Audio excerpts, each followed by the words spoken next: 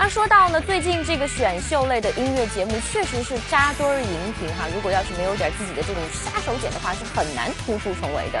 那么近日呢，好声音和快男就狭路相逢了，最后谁能够更胜一筹呢？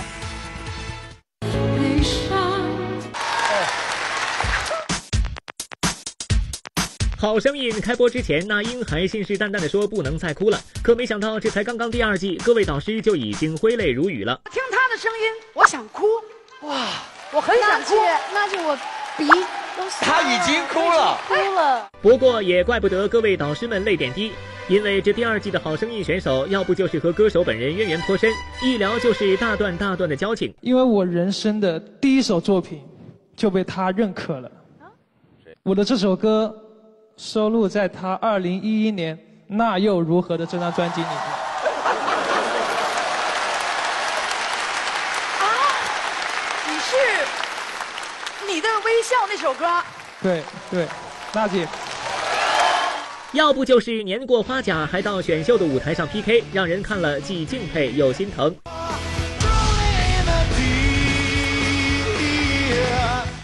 我叫钟伟强，从香港过来的 ，OK， 今年60岁。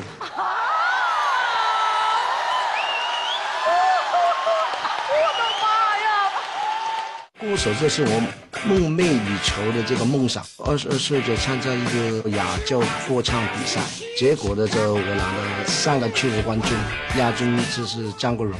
但是我当然没有更好的机会，没有放弃音乐。这众多大龄歌手的励志奋斗路，自然结结实实戳中导师们的泪点。那些音乐里面，代表了我的青春，还有人生。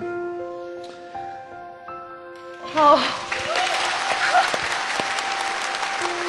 比起好声音大龄甚至超龄歌手的苦情奋斗路，快男的众多帅哥显然走的是小清新偶像范儿，所以相较前者的煽情，李宇春、陈坤、谢霆锋则主打犀利金句，尤其是李宇春，要的就是语不惊人死不休。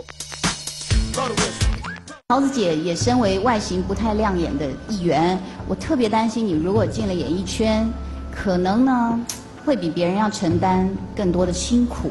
旁边有一个芳芳在看着你。春怎么了？我不同意，因为我觉得方脸怎么了？方脸挺好的，我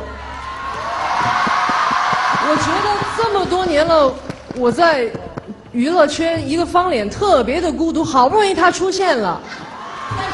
我是方脸，我骄傲。我了解。赵雨辰，我为方脸代言。